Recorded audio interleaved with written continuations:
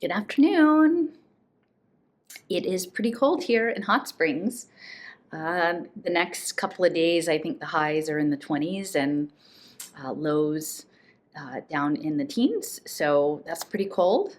Fortunately, my basement seems to be staying warm enough and my pipes aren't freezing, so that's great. And I have a little heat mat and some grow lights set up where I've started some peppers and tomatoes, and those are finally sprouting, so that's super exciting. And we got about a quarter of an inch of ice last night. And so I ended up, because it's supposed to be cold until Sunday, I have all of these jugs for these winter sown seedlings, and about half of them have sprouted. So I ended up moving about 60 jugs into my sunroom, which is rather cold when it gets this cold outside, and keeping them there till Sunday when it warms up.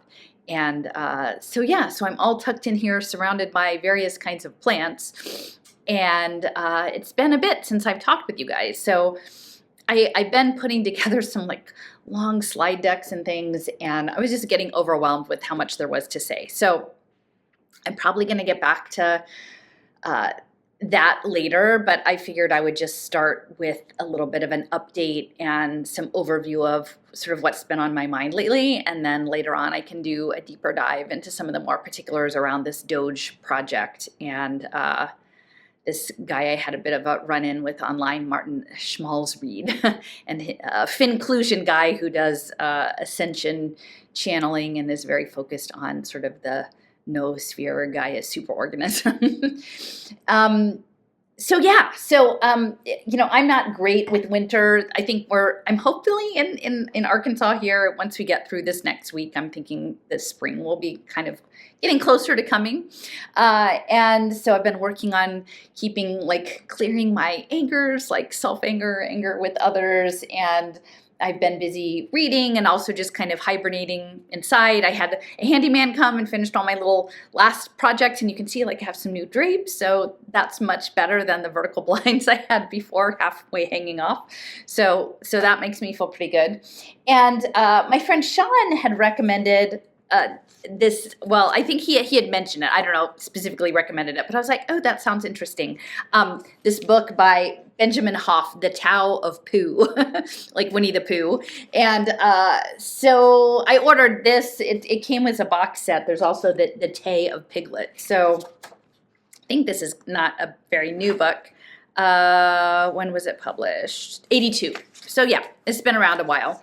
But I thought I might start out with a little bit of a reading about the Tao, because I do really appreciate my friend who is working in Qigong and this idea of the cyclical nature of things. And I don't really align with the Stoic idea, but I do think that there's something in terms of sort of acknowledging what is unfolding and then sitting with it and sort of navigating within what is unfolding.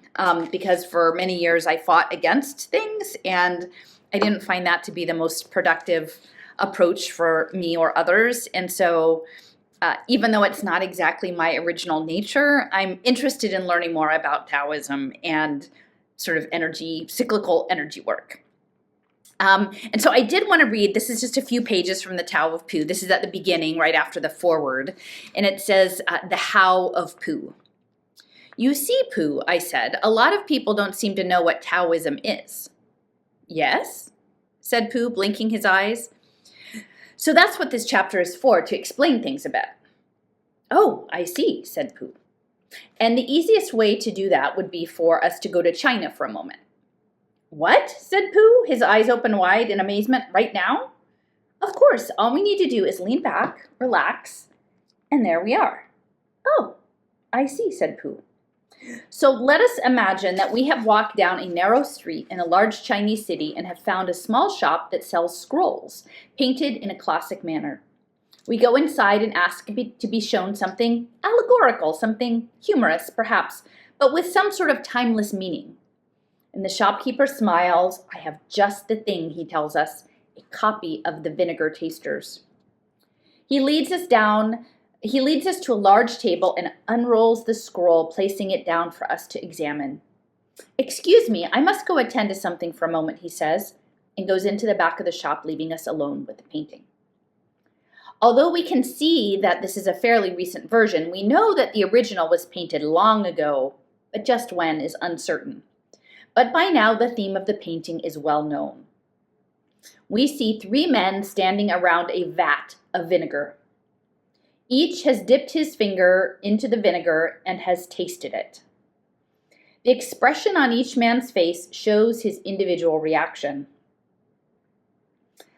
Since the painting is allegorical, we are to understand that these are no ordinary vinegar tasters, but are instead representatives of the 3 teachings of China, and that the vinegar they are sampling represents the essence of life.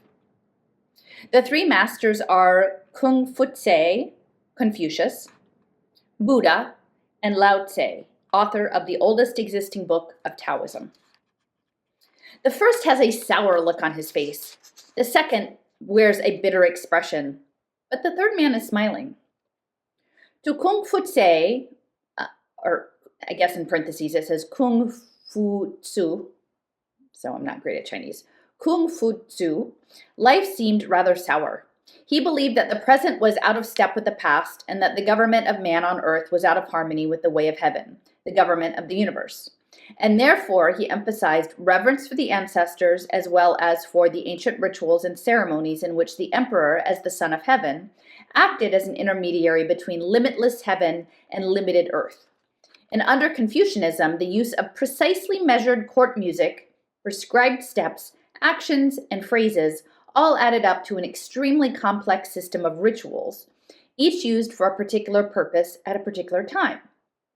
A saying was recorded about Kung Fu Tzu: if the mat was not straight, the master would not sit. And this ought to give an indication of the extent to which things were carried out under Confucianism. To Buddha, the second figure in the painting, life on earth was bitter, filled with attachments and desires that led to suffering. The world was seen as a setter of traps, a generator of illusions, a revolving wheel of pain for all creatures. And in order to find peace, the Buddhists considered it necessary to transcend the world of dust and reach nirvana, literally a state of no wind. Although the essentially optimistic attitude of the Chinese altered Buddhism considerably after it was brought from its native India, the devout Buddhist often saw the way to nirvana interrupted all the same by bitter winds of everyday existence. To Lao Tzu, the harmony that naturally existed between heaven and earth from the very beginning could be found by anyone at any time, but not by following the rules of the Confucianists. And as he stated in his Tao Te Ching, or Tao De Jing, the Tao virtue book, earth was in essence a reflection of heaven, run by the same laws, not by the laws of men. And these laws affected not only the spinning of distant planets, but the activities of the birds in the forest and the fish in the sea. And according to Lao Tzu, the more men interfered with the natural balance produced and governed by the universal laws, the further away the harmony retreated into the distance. And the more forcing, the more trouble.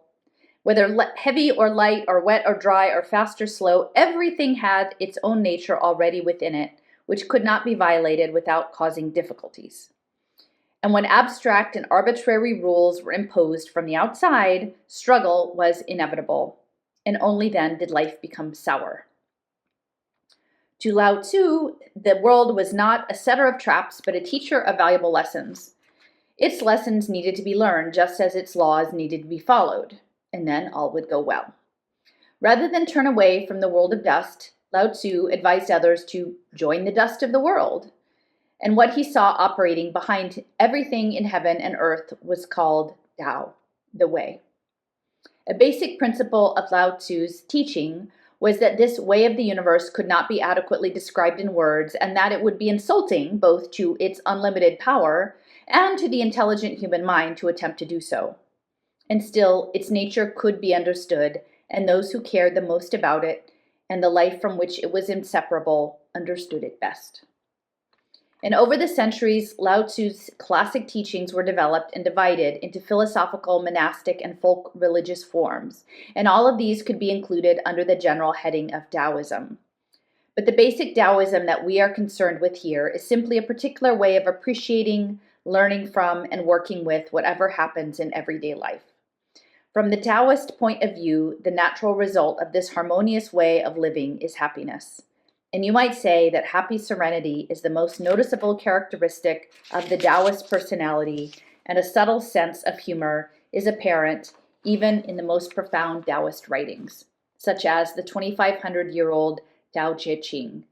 And in the writings of Taoism's second major writer, Huang Tzu, quiet laughter seems to bubble up like water from a fountain. But what does that have to do with vinegar? Asked Pooh. I thought I explained that, I said. I don't think so, said Pooh. Well, then I'll explain it now. That's good, said Pooh. In the painting, why is Lao Tzu smiling? After all, that vinegar that represents life must certainly have an unpleasant taste, as the expressions on the faces of the other two men indicate. But through working in harmony with life's circumstances, Taoist understanding changes what others may perceive as negative into something positive. From the Taoist point of view, sourness and bitterness come from the interfering and unappreciative mind. Life itself, when understood and utilized for what it is sweet. And that is the message of the vinegar tasters. Sweet? You mean like honey? Asked Pooh. Well, maybe not that sweet, I said. That would be overdoing it a bit. Are we still supposed to be in China? Pooh asked cautiously. No, we're through explaining, and now we are back at the writing table. Oh. Well, we are just in time for something to eat, he added, wandering over to the kitchen cupboard. And so I thought that was a wonderful introduction and a reminder kind of the Chinese farmer parable of sort of recentering, because I know this time of year sometimes we fall off the wagon and, get back into the stirred up difficulties of life. And I know I sort of fell into that myself this week, engaging with someone online in a way that probably was more adversarial and not harmonious. And but we continue to learn lessons, right? We can aspire to better things. I mean, the one thing about this book is, because I was like, oh, I should get a copy and send this to a couple people. But later on, essentially, he kind of goes in and he's talking about the limitations of people, of intellect and the academics and the limits of knowledge, and that sort of the Pooh archetype lends itself to having more wisdom because it is simple. It is the uncarved block. But the academics or the intellectuals are always putting words and concepts onto things and thinking that they can understand it, but ultimately the way can't be understood in words and concepts. So the more they try to overlay things, the more distance they get from it, which I think in my inner self, that's sort of who I am. He was sort of saying, well, this is like the rabbit and the owl. And so I was like, oh yeah, I think I'm probably maybe more like rabbit, the clever intellect and getting caught up in the game of the intellect. Which is a bummer because I do enjoy that quite a bit.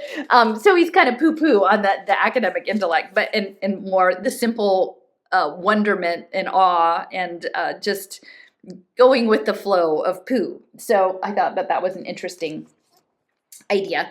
And so that was sort of my introduction. And I will get into this sort of interaction that I had that was more confrontational, less harmonious with Martin Schmall's read of this family-based Finclusion program in Brussels. But I'm not going to go into that in detail right now. So just a little bit of context. Since I was here last, I had a good trip to visit my friend Hege in Tulsa. And I can't remember if I already said this part. I don't think I did in the last video. So I first met Hege when Julianne Romanello had invited me to come out and talk about blockchain education in January of 2020, before the world went totally crazy, and MLK Day, January of 2020. So I flew into Dallas and I visited my friend Lynn for the first time in person and connected with some Dallas people, and then drove up to Tulsa and gave some talks there. And they were very lightly attended, but the people who are in the room because it doesn't matter the number. It's just whoever is there are the right people to be there. And so I ended up getting like keeping in touch with Hege, my friend, who is Norwegian and but lived in Tulsa for a long time and has connections to the University of Tulsa. And but she's also been trying to she spends part of her year in Norway, and of course they're the center of digital public goods and a lot of the sustainability measures. And so trying to package her perspective of how things are and how they're unfolding here around social impact finance to a Norwegian audience. And so yay for Hege for trying to do that in Norwegian. So that's good. And so we've been in touch over time. So she was coming back, and so I thought, oh, I'll go. It's about a 5-hour drive. And so I went out. And the interesting thing in terms of the whole morphogenetic fields and bioelectricity and embryology and everything is that even though I was born in Fort Worth, Texas, I was actually conceived in Tulsa. According to my mom, they broke the bed that night or whatever. Who knew? So my electrical, confabulation of all the parts really started in Tulsa. And of course, if you follow Julianne's work, Tulsa is a center for social impact finance and cybernetic governance. And I know her focus is now more on smart cities, but initially we were sort of collaborating more on the Pay for Success finance and the connections to George Kaiser and the Kaiser Foundation and the Bank of Oklahoma. The Tulsa Community Foundation is mostly funded with Kaiser Foundation money and is the second largest community foundation next to Silicon Valley Community Foundation in the country. So giant. And then the partnership with the Schustermans, which is another philanthropy, and they both have ties to Israel, but their focus is sort of, it's both early learning and health management. And so I think we can see where the smartness aspect of the Bobby Health and Human Services regime of chronic illness managed wellness will be coming to pass. And actually, while I was visiting with Julianne in Tulsa in 2020, we kind of crashed a gathering of the Strive Together Cradle to Career partnership that was at the University of Oklahoma, but it was in Tulsa, and sort of messed up their program saying like kids are not social impact commodities. And they actually were using the We Play Smart surveillance play tables at Educare Head Start programs in North Tulsa, which is where the bombing of the Black community there had happened. And there are these big public investments going on, like the Gathering Place, big parks catering specifically to children.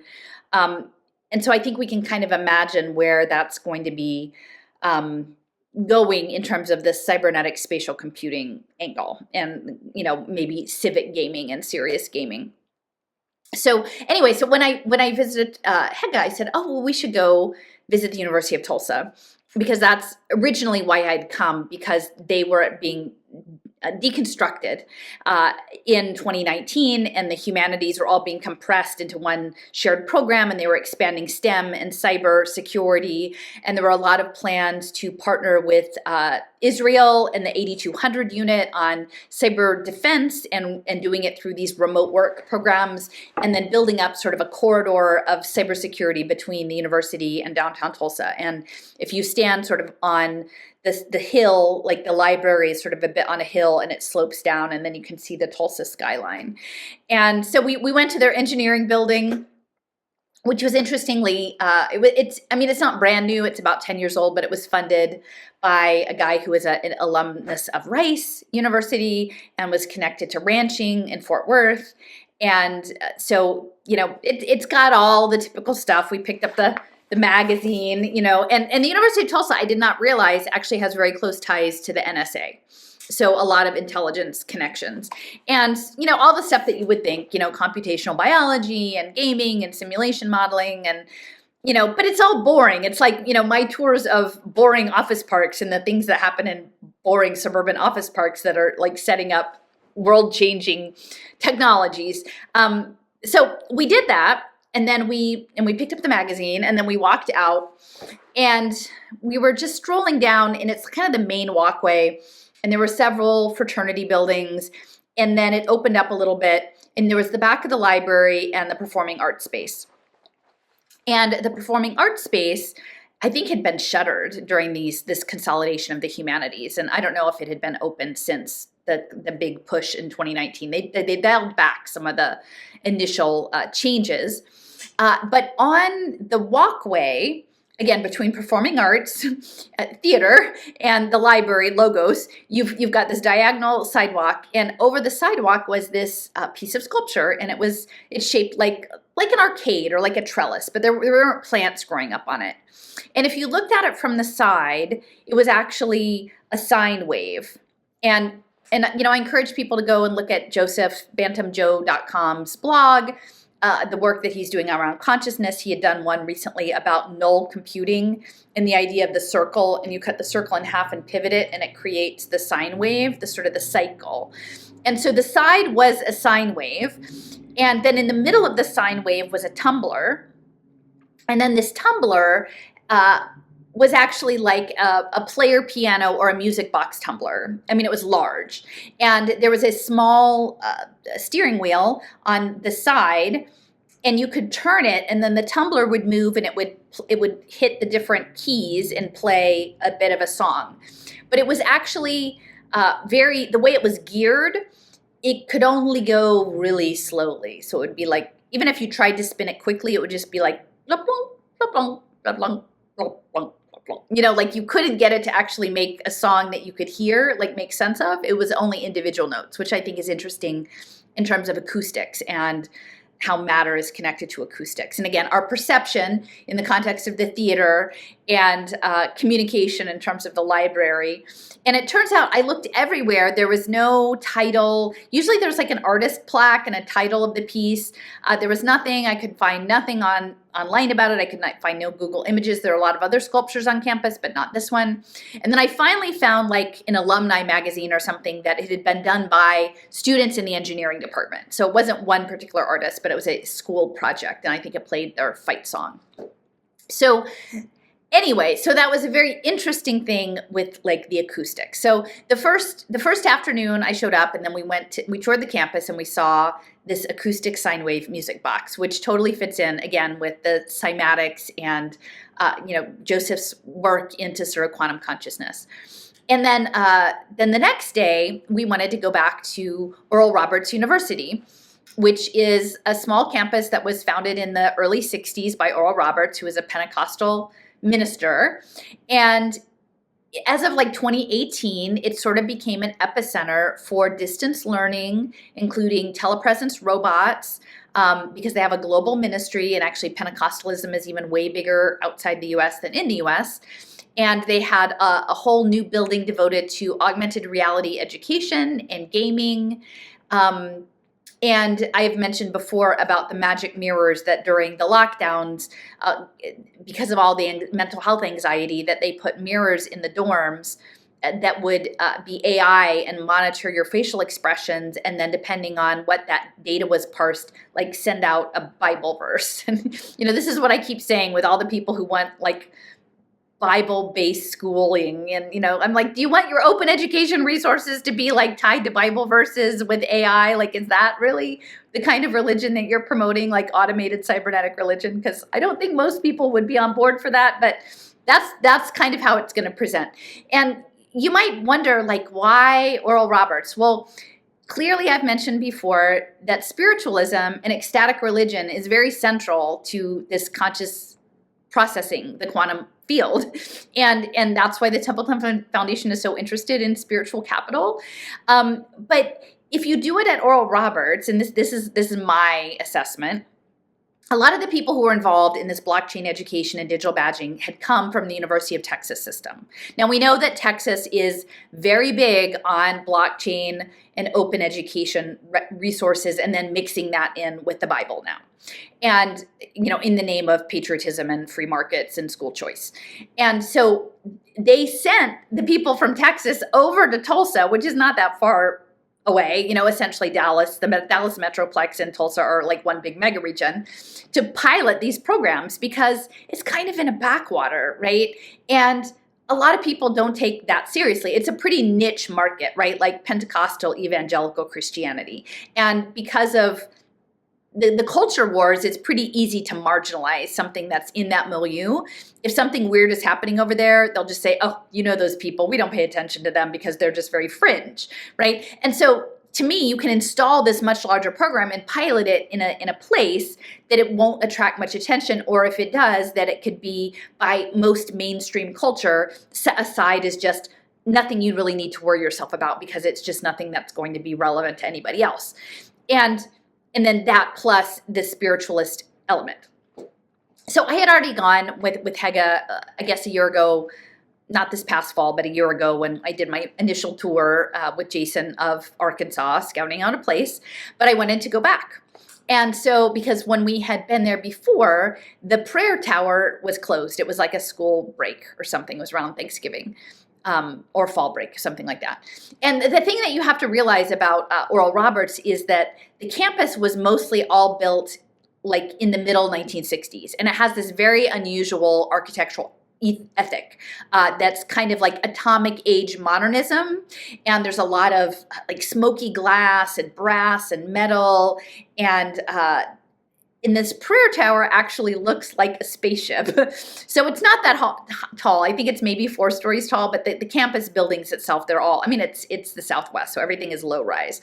So the prayer tower has this central pillar, and then it kind of pops out like an alien ship. And then at the very top is a mast that sticks up that has a gas jet. So it's literally an energetic system. And so fortunately this time it was open, and there was a small display at the ground level, and of course like letters from all the presidents since the campus had opened, like commending Oral Roberts. And you have to remember that the 1,000 Points of Light program that George Bush implemented, one of the main coordinators of that was, I can't remember his name, but he was a Black man who was an alumnus of Oral Roberts University. So there's this, and he was sort of Democratic. So it's this, again, bipartisanship of the light, right? And the prayer tower literally having this gaslighting on the top. So we took in the various little small displays, and we went up. And there wasn't much to it, really. It's just like an overlook, right? And it was a circle. And they had different windows that would overlook different parts of the campuses as you walked around the circle. And underneath the windows would be a statement. And what I found interesting is the statements weren't actually specific Bible verses. They were more statements about spirituality. And 1 or 2 of them specifically mentioned Jesus or the Bible. But the rest of them, and I think there were 9, they called them portals, were pretty broad. Like they were pretty ecumenical, actually. And most of them I actually agreed with. I didn't disagree with the sentiment. And the 2 that I particularly remember being that where my headspace is, and again, you can sort of just think about the Robert Anton Wilson, the thinker thinks and the prover proves or whatever. So like we have our model, and then we reaffirm our model with sampling our world and making sense of it according to the story we have in our head. So you could chalk it up to that, or synchronicities or something else. But so one of them was essentially, God will speak to you in a language you can understand, which is what I've mentioned several times, that Bentov, that was sort of his perspective. And what I say is like the synchronicities that resonate with me as a cultural landscape person are different than the synchronicities that resonate with Joseph Gonzalez, who is an electrical engineering person and systems design. But we have this overlap in terms of coming to a similar spot with the encounters that we find in the languages. It's telling a similar story that sort of overlaps in this Venn diagram. So that was part of it. And then it said that God will speak to you of that beyond the finite, right? So beyond, I took that as the physical plane, the spiritual plane. And Joseph has a recent blog post, and it's about energy and sort of the quantum potential of null computing. And, when I talk about Taoism and things like that, I do think a lot of this is about energy gates and activating energy. And while Joseph focuses on this idea of free energy, it almost feels like as a new form of alternative energy other than solar or other than wind or other than gas. It's this other kind of energy. The way I've been thinking about it as more manifestation, like bringing things from the quantum potential into the stepping down into 3D reality, so to speak, air quotes on that. But I think that's really interesting, is this idea of working through the energetic. So anyway, so I make my way around, and you're supposed to be quiet and turn off your phone and be and we were the only two people there, and it's very retro. Like nothing has really changed since 1963. The elevator is very old and metally, with the laminate metal like wooden panels in it. And so we make our way around, and when we first got off the elevator, the first overlook, there was an area of the campus where a building had been removed. And there was a lot of new construction. There's a lot of new construction on this campus relating to media, right? Digital media. And so this particular building had really been taken all the way down to the ground. And then there were two steam shovels, with the little clampy bits, that were going through the rubble that was really pretty small scale and pulling out the metal parts, because I know they recycle that, right? And so when we first came out, there was a steam shovel, and it was like picking up rebar and putting it in a pile, and picking up this little string of rebar and putting it over there. And, that's totally normal. I mean, that was to be expected, right? Here's a demolition site, and this is how they're cleaning it up, whatever. But as we came back around the circle, the same steam shovel was picking up a pipe. And I'll insert a picture of it so you can see. I did actually at the end pull out my camera and take a picture, because it was definitely a signal. And this pipe was large. It was bigger than like a sewer pipe in your house. And it was maybe 10 feet long, maybe, I don't know, a foot across, 18 inches, something like that. And heavy, not like a culvert, something light, but very heavy and substantial. And so the steam shovel picked it up, and it would lift it about 10 or 15 feet off the ground, and then open up and drop it. And the thing would fall down and hit the ground, and literally the ground shook. Like you could see it shake. And we thought, we're looking, and it does it again. And this is during a school day, and it's making a lot of noise. And it does it again, right? It does it like 20 times. And we're just kind of looking like, this is strange. Like the picking up the rebar and putting in a pile was not a strange. That's contextually, that fits a predictive model of how construction sites operate. The dropping a metal pipe really loudly on the ground and shaking the ground during the school day 20 times did not fit the model of something normal. And so then I didn't know what they thought it was going to do. Like even if it broke, it would break in half, and then you've got two kind of large pieces of pipe. I mean, why would you just not put the whole thing over on the pile and move on? Like it wasn't going to break into tiny pieces. It was just at the most going to break into 2 or 3 pieces. So it just didn't make any sense. And so after like the 20th time, like I got out my camera and I took a picture of it, and then we went down, and I was like, I need to go look at this closer, because it set it aside. Then it stopped and it set it aside. And I asked my friend, I said, what do you make of this? Like, because this clearly seems to be a signal of something. And again, the story we tell the world about like how to make sense of things, and our minds are very creative, depends on what our quality is, like what our context up to that particular moment. And so her perspective was that, there was something that was pounding the earth, Mother Earth, and that it was sort of a violent thing. And it actually was, like you could see the ground like lifting up underneath it, which was just odd. Even from a distance, we could see that. But I said, here are these phrases that say God will talk to you in a language you can understand, and it will speak to you of things beyond the finite, beyond the material. And so I'm looking at this, and from my perspective, I'm like, that's a cytoskeletal microtubule. That's the quantum resonance of our body to the divine. That's how we interface with God, is through our our embodied intelligence, sacred intelligence, is these cytoskeletal microtubules, which is the, Hamroff and Penrose Oort theory of the microtubules, but not just in the brain, in your whole body, in the cells. And yeah, wow. And guess what? It is unbreakable. And so my takeaway was a different tone. It was like, that was odd, but you know what? At the end of the day, that connection, unbreakable, right? So even if you're having like a poopy time and you've chipped your tooth or you're arguing with somebody online that's stupid or whatever, our our bigger selves, our higher selves have that absolute connection that can never be broken.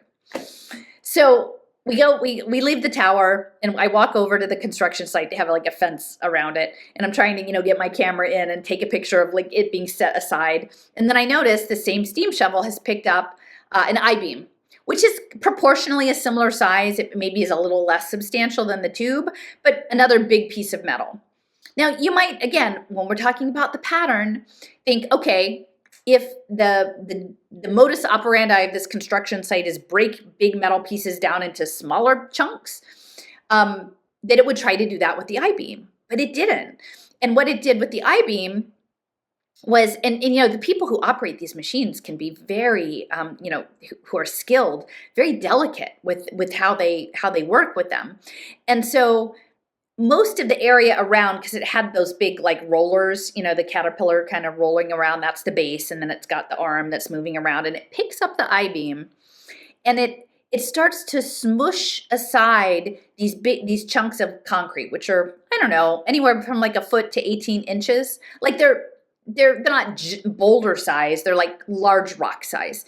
And it's using the I-beam to sort of smooth them around, like push them around. And it almost reminded me of, not that I do this very often, but those special occasions in your life where you've gone to like a fancy restaurant and they have courses and they have a waiter come by and there's a linen tablecloth and they have like a little crumb scraper that scrapes the crumbs off the table between the courses. It was like that. It was like this crumb scraper. So we took a picture of that. And then we go back and, and then we went, okay, so then the next thing is we went to a late lunch. And Hege had wanted to try out this place called, it was a mole place, a place that had all different kinds of mole, which is a pre-Hispanic blended chili pepper sauce, often used in ritual practice, that now, it's very complex flavors, different kinds of mole, and now sometimes include chocolate and seeds and blending, very complex flavors. And so we had this late lunch. We went into this little restaurant and I had my back, like I was facing the door and she was facing the wall of the restaurant. And as we got ready to go, I got up and I noticed the backdrop was a mural. And it was essentially an archetypal imagery, not a photograph, but a stylized version of Monument Valley, which is the Four Corners area, which is where, Prescott Bush and the Vanadium Corporation had all of the Navajo mining uranium during World War II and the Cold War, right? And irradiating themselves and messing everything up in the Four Corners area with radiation. And so it's Monument Valley, and it goes across the whole wall and onto this little sidewall. And then on the little sidewall, like behind one of the big stone, monuments, is a nuclear explosion, right? Like a cartoon nuclear, like mushroom cloud coming up.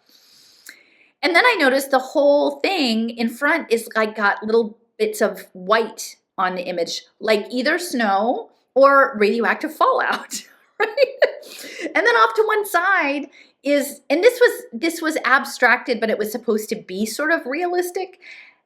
Added on to that were these little, it was the logo of the restaurant, which was called Holy Mole. So again, we've got spiritual, and then we've got this sort of ritual, mixture.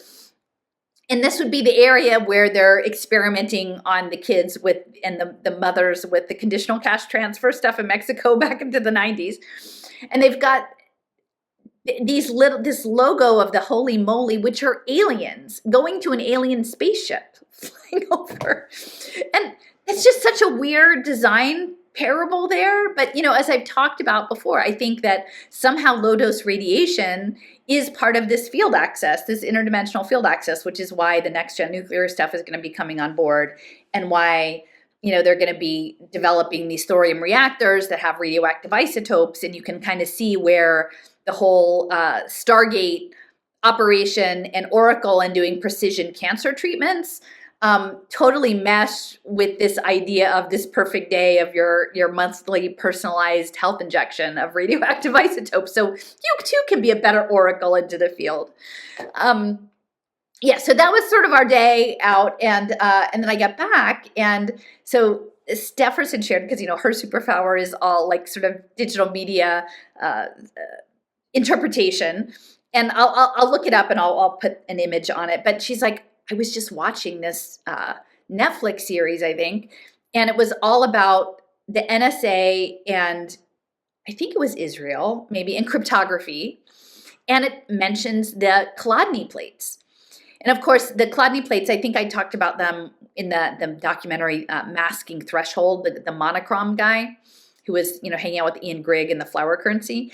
And the Chladni plates, they're metal plates, and then they're vibrated from underneath, and you put sand or salt, or I think Sean said there's a kind that does like lycopodium pollen or something like that, and you vibrate it.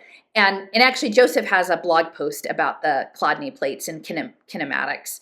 And where there's vibration, there's no powder, and then where there's a less vibration or no vibration, that's where the little items accumulate.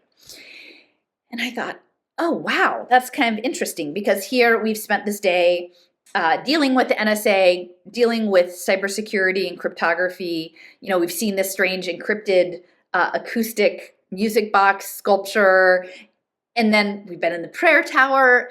And then what sort of hit me after that is that it was almost like this construction site, and this might be a stretch, but the Chladni plates are usually vibrated from underneath. But in the case of the tube dropping, it was being vibrated from on the top, but you could literally see the ground shaking.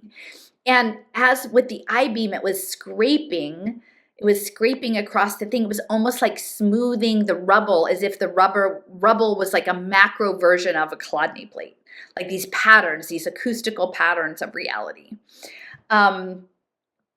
So anyway, that was just sort of my update from Tulsa that I wanted you to tell you about. And so yeah, there's our University of Tulsa magazine, and I'm trying to see, I can't remember if they have a section about cybersecurity. It's interesting that they're honors college, and I think that's, which I didn't realize. So this University of Tulsa, I know it'll be backwards, but it says that it traces its roots to the Presbyterian School for Indian Girls in Muskogee, founded in 1882.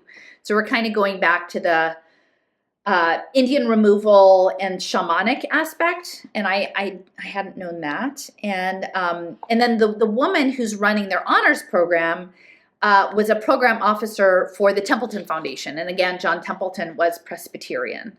Here they've got the tech hubs and drones and the robots, and I know that Tulsa is being developed beyond just the smart city stuff for autonomous systems.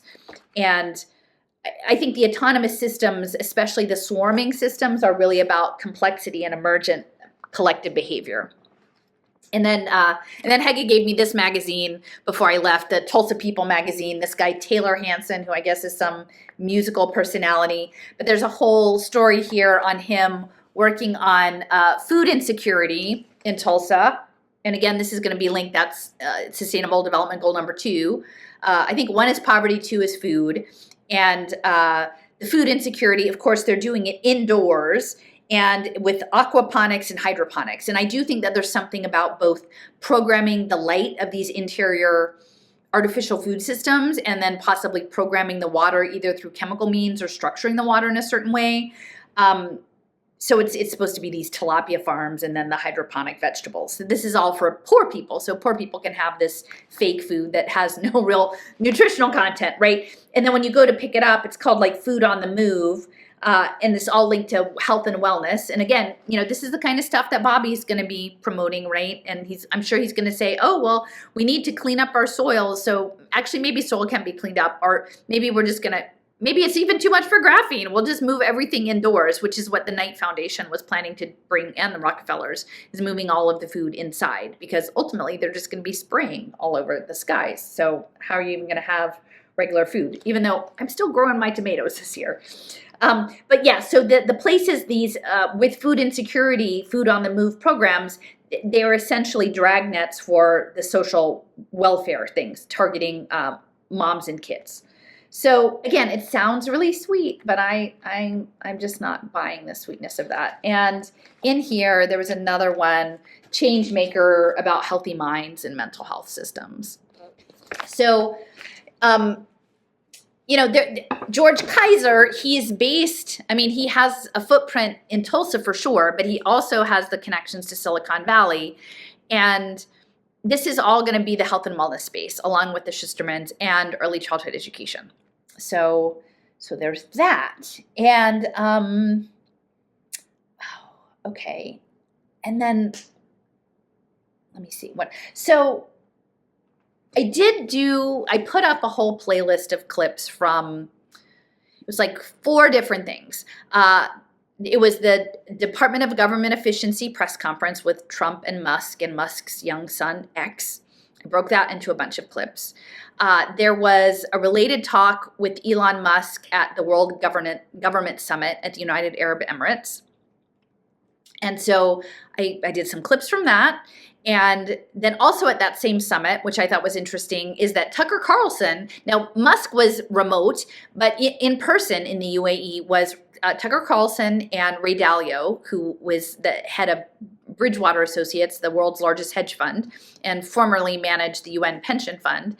And they were talking about essentially, we have to fix all of this, the deficit that was exacerbated by all of the money flowing out during the lockdowns, and we have to change things, break things, do new things, which is essentially opening up the cybernetic governance space.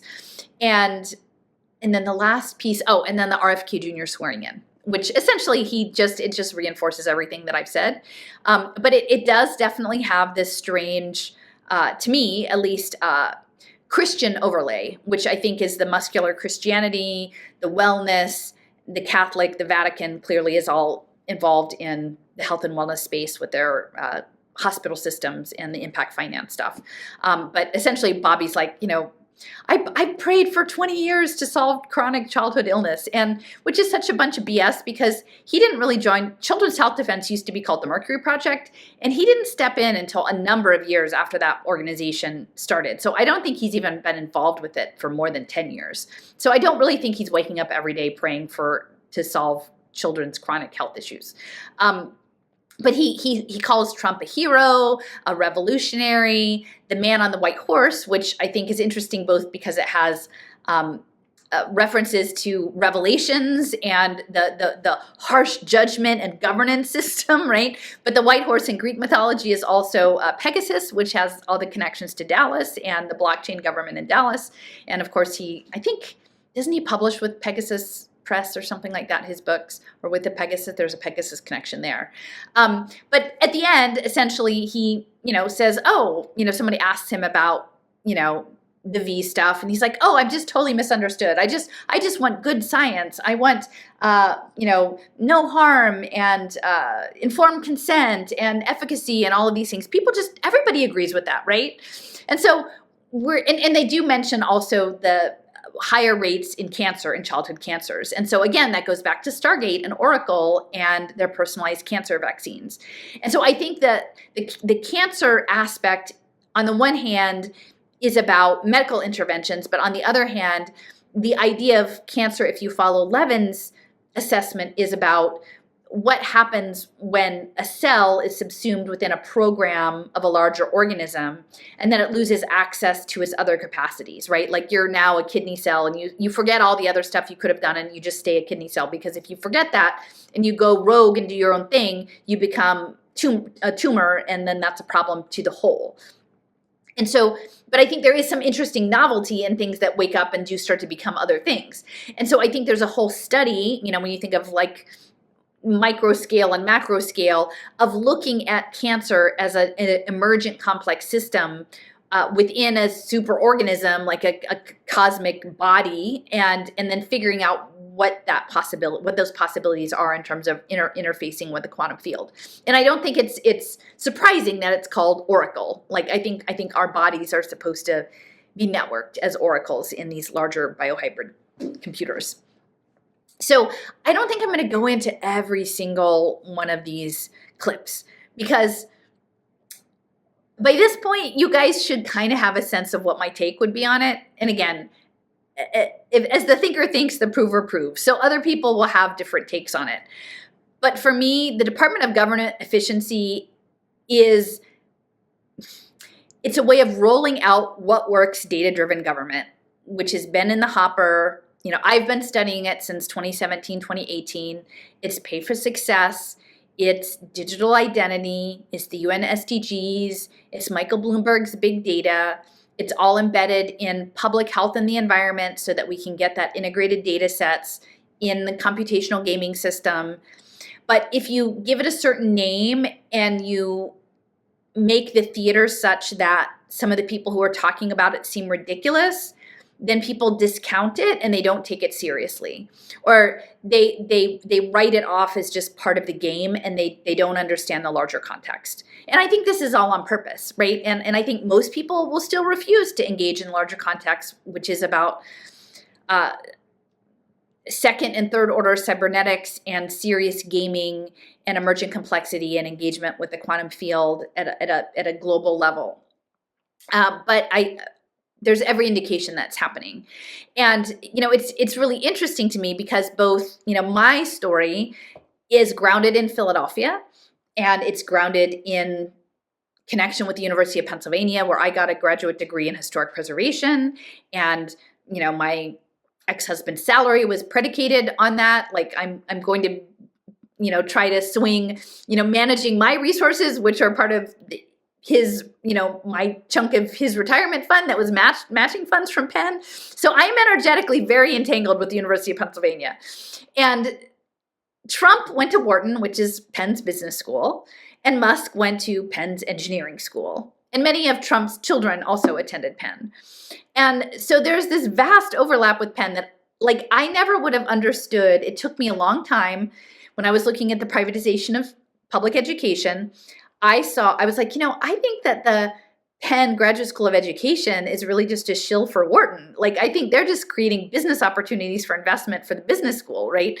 And that was the lens that I had then. But now I'm looking at Wharton and I'm like, oh my gosh, the business schools are just about managing corporations as superorganisms and understanding human psychology, not just human psychology to sell people crap, but the psychology of the managerial class, right? And how you manage them and their free energy principles and the stories they tell themselves. And, I remember my dad, who was, first generation college and, a guy who worked in a grocery store, and he was a good people person, but he wasn't some high level snooty academic. And he worked for Procter & Gamble, and they would recruit at places like Wharton, and he would visit, and he was like, those business professors, they don't know anything about the real world, right? But I don't think they were supposed to, because I think they were up here studying companies as superorganisms, right? That because at some point, not that they knew this, but 50 to 75 years later, it was going to become a decentralized autonomous organization, and we were all going to be living in cooperative DAOs, right? And playing serious civic gaming. But it was, the pilots for that were the corporate executives, right? And all of the stuff about organizational theory and psychology with those executives. So Wharton was that, right? And yes, the education schools and the social work schools were all, in medical schools, extensions of the business model, but then it was also extensions of the conscious state of consciousness that would allow us to be integrated into these cybernetic management systems. And so still very little discussion of pay for success finance. I had someone, I've been saying, take a break from the mind viruses. And I don't know, maybe people would call pay for success a mind virus, but it's not really viral. It's really, I keep saying, we need to talk about this. This is something we need to talk about. And so someone just sent me one of these meme images, and I'm like, oh, these meme images, really make my skin crawl. And it was a youngish woman with blue hair and a bullhorn. And the language said, Elon shut down my senator's money laundering operation. And if you don't know at this point that this is dog whistling, this is Pavlovian triggers, this is mesmerism, right? this is what the libs of TikTok did to y'all, and you allowed it to happen, right? And you could step back and change it, but it was programming. You were programmed. If you're someone who's sharing these things around, you are deeply, deeply programmed. And I'm not necessarily saying this program is better than that program. They're all different programs. And once they have their number, they can continue to poke and program you and move you around on the game board, right? But the blue hair, the hair coloring thing, and even the bullhorn, it's acoustics. And, in the Doge press conference, Musk, he said, oh, my son is putting his hands over my ears so I can't hear. And that's like a reality. It's changing the nature of reality. That was like a signal for that, in my opinion. But if you're running around hoo-haing Musk for fighting government corruption, in my opinion, you're not understanding the bigger storyline, right? The bigger storyline, and this is not a shocker, is broken on purpose, problem, reaction, solution. Yes, things were broken, so we can point out, and that's where the whole Bobby deep state corruption, angle went, and all the influencers who piled on with that, right? And we need blockchain to save our freedom of speech and all of that. Yes, you did what they wanted you to do because that's the next version of the game. Is everything is on you are a self-sovereign agent on the blockchain chessboard set up by Wharton and the hedge funds, right? And like Ray Dalio. And so anyway, so this all goes, so to me, I'm like, oh, there are all of these University of Pennsylvania connections. And actually, Penn has a whole, Angela Duckworth, the Grit Lady, and this other woman, Catherine, I'm trying to remember her name. They have a whole center for health economics, the Center for Health Economics. And the health economics is the biological quantum computer. And finally, I've been talking about this for quite some time. Sean shared with me a video, and I can put in an image of it so you can find it, with John Clippinger and Michaela Ulyaru on the Mindplex podcast, which is Ben Goertzel's Singularity Net YouTube. And, this video has maybe 80 views at this point. Like, most people don't even know that it's important to watch this. Like, most people are watching Tucker Carlson, right? Who's like entertaining Ray Dalio in the UAE. They're not paying attention to the alchemist of Web3, Michaela Ulyaru, and her guest, John Clippinger of MIT's Digital Identity Project. But it's actually super important. And within the context of this talk, which is very reasonable, it's like maybe an hour and a half, he specifically talks about microtubules, again, thinking about the steam shovel, dropping the thing, and dematerialism, and the future of computing being biological, which it is biological consciousness. And so they're saying it out loud. I mean, they're saying it out loud. And again, Clippinger with Sandy Pentland in social physics, they were developing these Windhover principles around sovereign identity. And that was centered in Switzerland with this tokenized commenting. And it's all linked in with tokenized governance. And then in 2019, after like 10 years or more in Cambridge, Massachusetts, the ID3 program that's promoting this, the Open Mustard Seed Trusted Compute Cells and Sovereign Agency, relocates to Austin and then changes its name to Switch, SWYTCH, and is focused on sustainable energy. And I think if you look at Joseph's recent post about energy systems and null computing, I think it relates to that. So it's not really hidden anymore, but it's just on the pages that only have like fewer than 100 views is where the stuff is that's really important that you be paying attention to. Here's a set of principles that actually measurably reduce uncertainty, and so is agentic in itself. So I'm one of the things I'm really involved in is a new kind of economics. There's a homeostatic economics that uses the free energy principle as established a interim measures of value had to direct sort of an outcome. This becomes an intentionality of the firm. And that's a different kind of economics. We can talk about creating public goods, come and pull resources there. It actually upends a lot of how we create traditional economics. We're on the threshold of a profoundly different economics, which I think is life preserving. And I also did an interview with Stuart Hameroff, who's worked with Roger Penrose.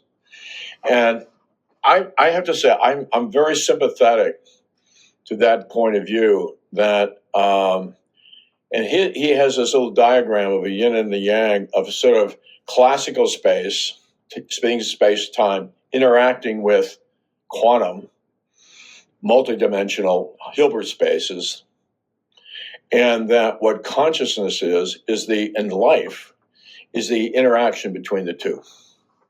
And I think we're now starting to lift the veil and understand that that interface.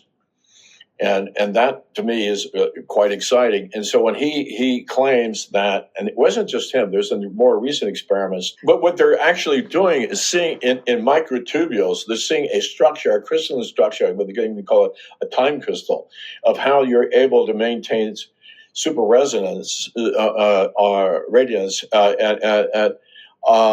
at room temperatures, which was supposed to be impossible in quantum mechanics. You had absolute zero. And now they're saying, no, you can actually do it at room temperature. And so the brain is functioning in that way, which opens up, it opened. Now, if that's true, I mean, and this was part of my interview. I said, well, if that's true, that kind of changes everything, right? How we look at stuff. If you can really do that, and you have a room temperature quantum computer, and it's biologically based, you grow it, you don't make it. That's going to create a lot of opportunities. That will. So I think we're on the cusp of these new ways of thinking about stuff, and being able to come to terms with a reductive materialism, or making sort of the classical world primary.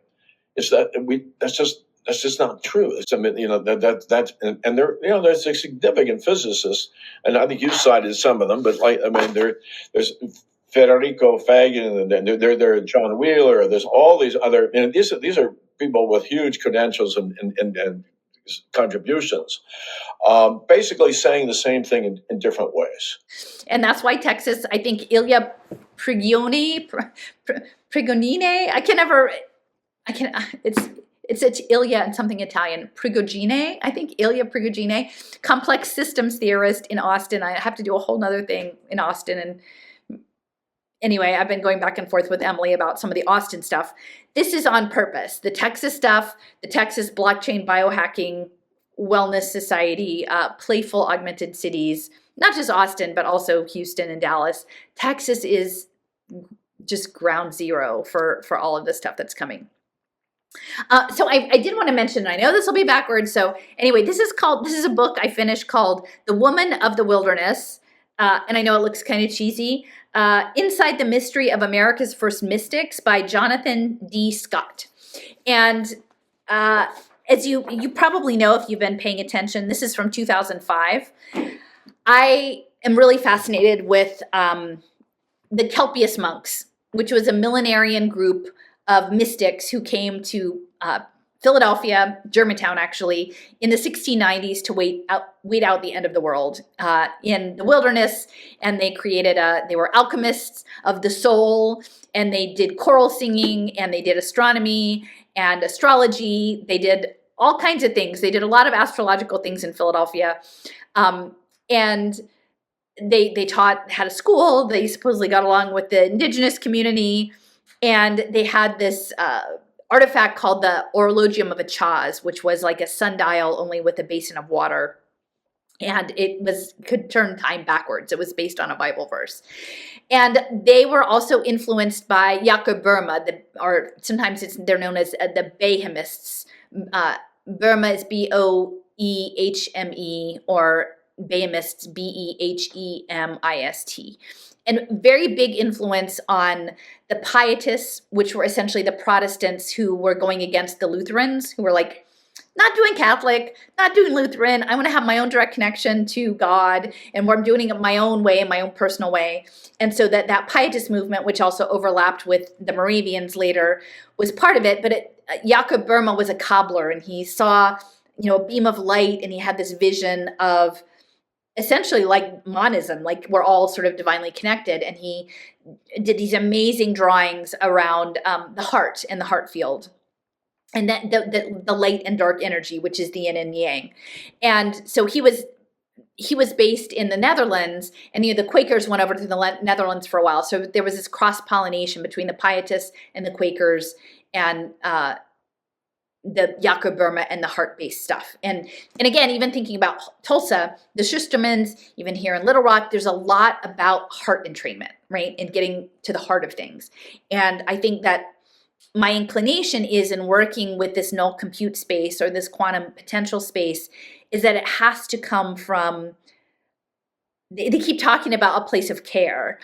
This is something Musk brought up about training AI, and this is something Clippinger brought up, and it comes up with E.F. Schumacher and his Buddhist economics. It's picked up by Eisenstein in the sacred economics and is now being talked about with Michael Levin and Richard Watson in Kathmandu with the AI and the ancient spiritual practices. There's something about care and this idea of the Buddhist conception of care that I believe seems to be important in activating quantum potential. And the care, I believe, actually is centered in the energy of the heart. So, okay, so the reason I bring this book up is that, so it's a fictionalized account, but it's based on a lot of written records. And there was this guy, I think his name was Zaxa in the 1890s, who had a lot of documents. And the Rosicrucians sort of adopted the Kelpius monks. And a lot of records were saved. And then there was some overlap with the group in Ephrata Cloister and Conrad Beissel. And so there was a lot of documentation that was put together in the late 19th century. And evidently this Orologium of Achaz is still at the American Philosophical Society in Philadelphia, although they said they lost some of the pieces. So maybe they can't do the time travel just quite the way they did back in the day. But in the fictional account, so the first part is about in Europe, and then they arrive in Philadelphia, and then the second part is them being in Philadelphia. But upon their arrival, they had to check in with the government representative. And again, remember, Pennsylvania is the Quaker. William Penn was a Quaker. And so they kind of, even though they're not actually Quaker, they kind of allude to like they were Quaker, but they were pietists and mystics. And the guy signing them in said, "What? You're not part of those terrible Keithian Quakers, are you?" And like, I know a little bit about the Quakers because Bartram's Garden, John Bartram was a Quaker until he got kicked out. I think for not believing in the Trinity and being a deist. And so I knew, but there was a lot of overlapping history with the Quakers and Bartram's Garden that I just generally hit upon. And I knew that there was this schism in Quakerism, but I didn't know much about it. So I looked into the Keithians. And I think it's George Keith. He was born a Presbyterian in Scotland, and he was trained, I think, as a lawyer. He was very well-spoken. He eventually became a Quaker and wrote a lot of treatises in support of the Quakers. And then he ended up connecting with, and I think her name is Anne Conway, and she was a wealthy woman who suffered from terrible migraine headaches, but was very educated. And her tutor had a background in monism. And she would have these salons with a lot of scientific folks in England at her estate. And so Keith would come there, and this woman, I think her name is Conway, Anne Conway, she was involved with the Lurian Kabbalah. And in addition to that, some of the people she was connected with included Leibniz, who, along with Newton, they were sort of the co-inventors of calculus. And of course, Leibniz had this fascination with the East and with the I Ching, and this idea of a universal language and a universal language of logic. And so I found a really interesting article, and I'll put an image of it up so you can see it, because it's worth looking at. But essentially, it's about Quakers and the Kabbalah. And for me, I know it's a very fraught topic, especially with all of the geopolitics with Israel. But I think ultimately my take on how this is, especially if we're thinking about Taoism and Kabbalah and these other shamanic practices, is that they're languages of energy. And the languages of energy are interfacing with the quantum field that has a spiritual component of our resonance with the divine. And it manifests across different ways in different cultures. And again, what Peter Kingsley would say is in the West, it got cut off at the knees with when Parmenides and Empedocles, the sort of poet, shamanist, sorcerers, were erased in favor of sort of the Platonic ideal and Aristotelian logic that was all science-based. And then the West lost that piece of itself. But it continued on in these sacred ritual practices that included ritual practices with the body, in many other parts of the world, right? And then the West got off track, and then we sort of imposed the scientific logic materialist view as best we could everywhere. And then now it's sort of cycling back. It's like, oh no, it actually is about energy, right? Which is fascinating for me, because here in Hot Springs, there are so many people here who understand the resonance in the crystals and the water and the energy work and the heart field. So it's interesting to sort of be coming to an awareness of all of this in this particular time and place. But when I'm thinking about the Quaker Kabbalah, in which Kabbalah is an idea of an interdimensional energetic language. And please, in the comments, don't go all crazy on this, because to me, I'm thinking of it in the same way as Qigong or these other practices of working with energy. Because I think if you are looking at sort of the recent developments in quantum physics, I think that is actually, like, we're putting a new language to it, but I think it's always been there. And then there's this idea of maybe putting inserting an engineered layer into it. And one of the questions I asked Joseph today, I shot him an email, and I said, this idea of spatial computing and ubiquitous computing, to me, maybe is this simply a mimicry of this null computing of the quantum potential that's out there if we can access it. Only now there's like an extra layer with sensing us. But it's simply a copy of what we've already been in spatial computing the whole time. But it's this the quantum potential of God and the divine and our intention. So yeah, I haven't had a chance for him to get back to me on that. But I have questions, And again, I'm trying to hold the space of the curious observer and not, again, be like the Pooh, right? I'm always going to be kind of like the rabbit, but maybe if I can still hold on to the positioning of the quiet acceptance of the Pooh. So Quaker and Kabbalah makes a lot of sense, because Penn is the Jewish ivy, and it's also their mascot is the Quakers. So I've always found that it's, I think I was like even done with my master's program before I realized I was like, oh, Penn is the Jewish ivy? Like, I didn't know, right? But it is. And it has very, very close ties to Israel too. And there's a lot of technological overlap between Israel and Penn.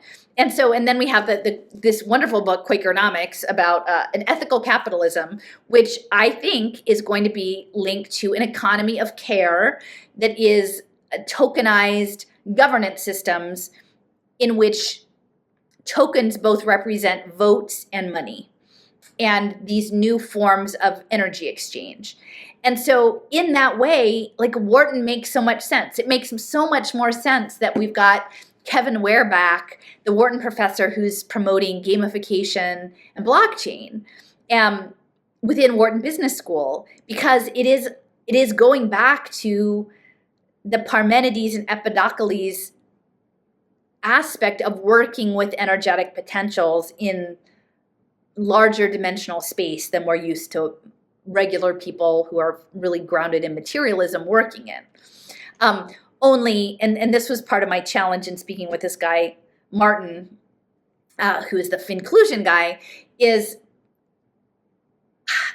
he seems to have had his own spiritual awakening, and from that place he's currently working, he's got the answer, and the answer is that this is the imperative of birthing some superorganism, noetic superorganism, through these financial systems, but that it's not necessary for people to understand it. We're supposed to have an interface that people can engage with without actually fully comprehending what they're doing. And for me, I have a principled difference of position on that, because I think that is not informed consent.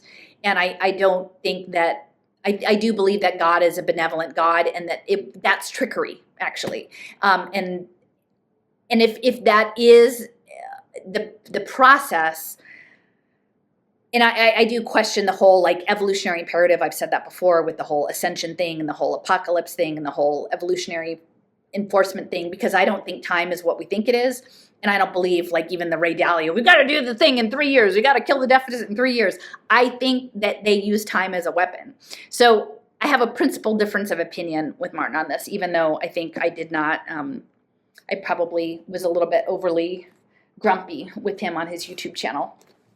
And then just said, so this is another book I have, Phila Nipponica, and it's all about Philadelphia's connections to Japan. And so within this idea of quantum potential, I think, when I keep saying I think the future of computing is a live-action role-play, animist live-action role-play musical, the animist part is sort of linked back to the Shinto tradition there. So, so I think that's most of the big things I wanted to catch up on. Maybe I'll pull up the playlist and walk through this and just kind of make my main points, and then you can walk through it. I mean, you can put it on play consecutively, and it will take you about 45 minutes to get through. Like I really narrowed down the clips to only the points that I thought were important to make. But before I do that, I want to read a little bit. I'm lucky that I got invited to join a book group, and actually there's like a dozen people who want to be in this book group, which is awesome. And the book is called The 13 Original Clan Mothers by Jamie Sams. And this book it's fun because every chapter is about moons and the indigenous themes of these different moons. And so we're doing one a month in alignment with the new moon. And so we just did the first one. And I have to say, like, Hot Springs has all of these, like, really interesting developments.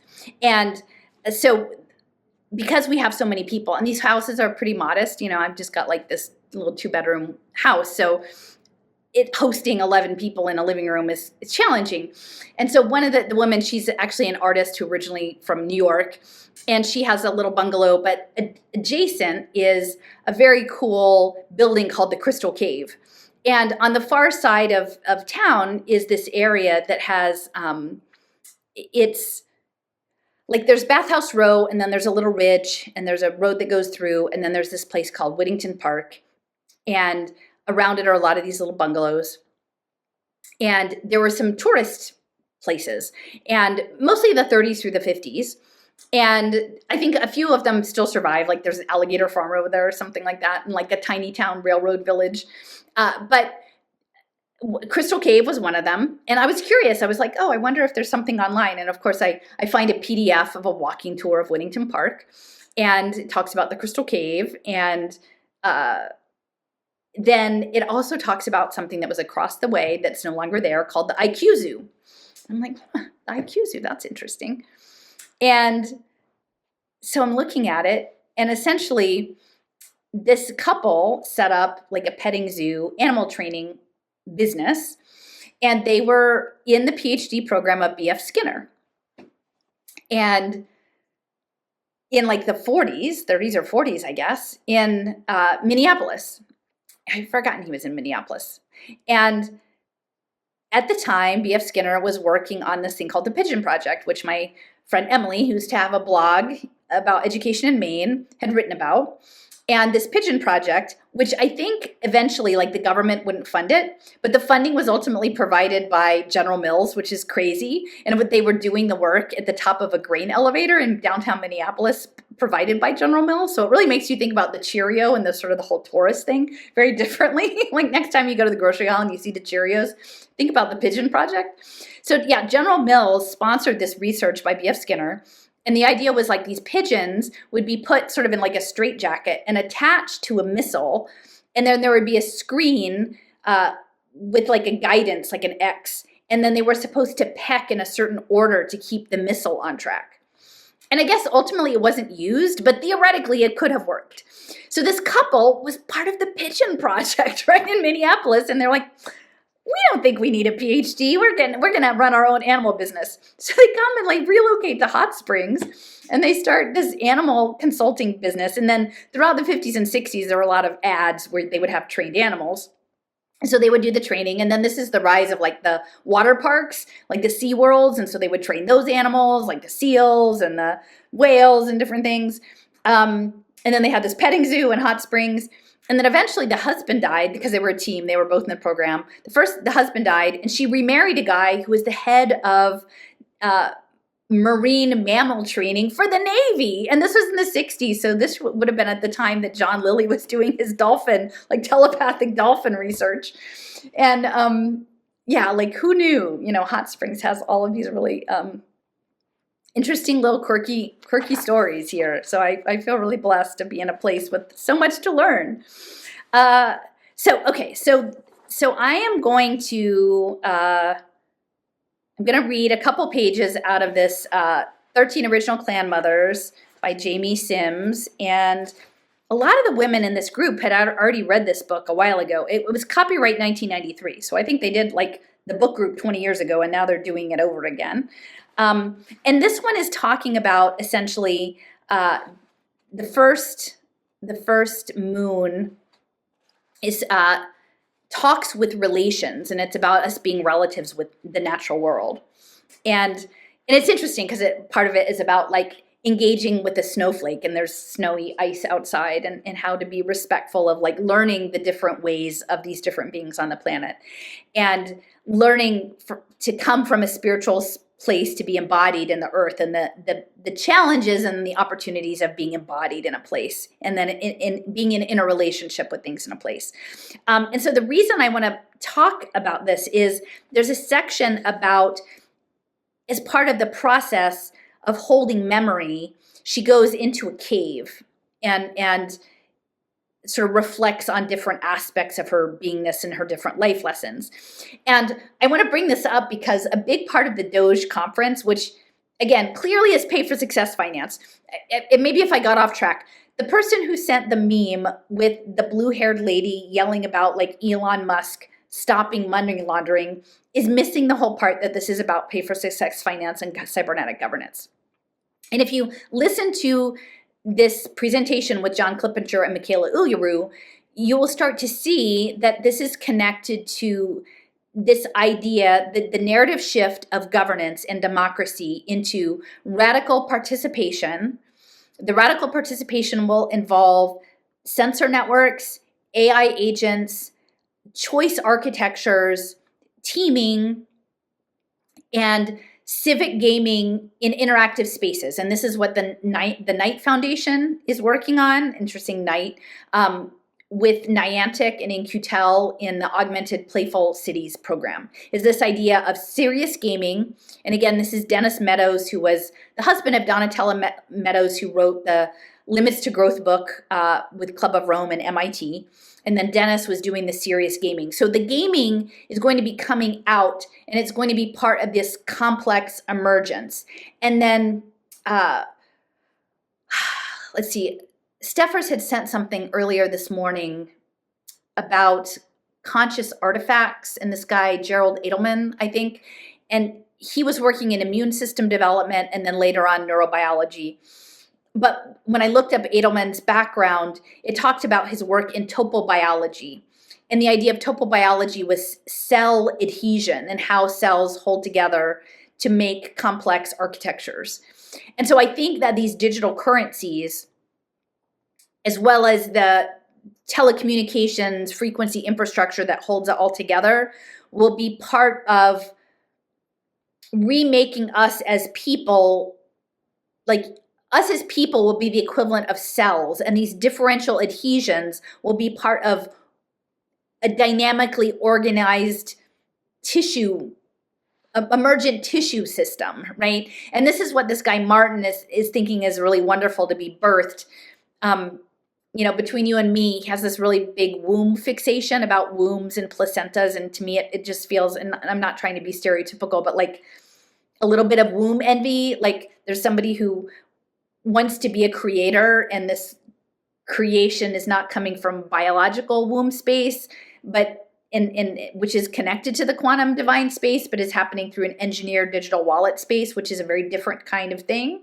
But that these digital currencies are going to be part of this emergence, and that's what the Department of Government Efficiency is setting up, is like a quote unquote cybernetic feedback direct democracy loop, but with intermediary AI agents and wallets and things working towards goal-oriented collective behaviors. And again, with this guy Martin, he's saying that the people don't really need to know how it works or what it does or why. They're just supposed to come in and walk on the game and start doing the live action role play. It's just improvisational and they don't really need to know all the stuff, which, I guess if we're doing the Tao of Pooh, maybe the Pooh Bear people just do that. And maybe that's the way it's supposed to be. I don't know. Like, I'm still too much of a rabbit to say, I think people should know what they're getting involved with. And so in the overall thing with Musk, and he's talking about government inefficiency and that these federal workers, only 10,000 can retire a month because it's physical paperwork that's stored in a mine outside of Pittsburgh, which again, Pittsburgh is the center of the Mellon-based live-action role-play musical, with the Swedenborgs and Andrew Carnegie and all of that stuff. But they're going in a mine, which is in an interdimension, like an underground, and he's all dressed in black, so he's kind of got the underworld thing going on there. And the mine is in the stone. And so this part of the book, this clan mother's book, is talking about the stone people holding memory, which I just think is a really interesting connection to, synchronous connection to what Musk is saying about information being stored underground. And I do think that there is a connection then also to Bobby Kennedy and this idea of the Mercury Project, and Mercury being a hierophant, and Mercury and Hermes, and being the person who is helping souls go between the upper and lower realms. In interdimensional information processing and commerce. So these are all things that are sort of mulling over in my head as the thinker thinks, the prover proves. Okay, so this is the talks with relations moon. Yes, she thought, I have learned well. Truth speaks to me now in hundreds of ways through all the senses of body, heart, mind, and spirit. I can feel the rhythms of the animals' feet through the soil as they approach the water for their evening drink. I can feel the light of stars even before they poke holes in the purple blanket of the early evening sky. Life sends me flutters of feelings deep in my belly with every rhythmic change around me, and I feel those changes inside of me, for I'm an extension of it all. And with her eyes still closed, talks with relations gently and quietly reached for the stone person she had hanging around her neck. The rock had a natural hole in it that had been created by the constant dripping of water over hundreds of passing suns and sleeps. The stone person's name was Oneo, or song, and this special medicine stone still sang to her and recorded all her heart felt, and all she experienced, reminding her of the history she was creating by being alive.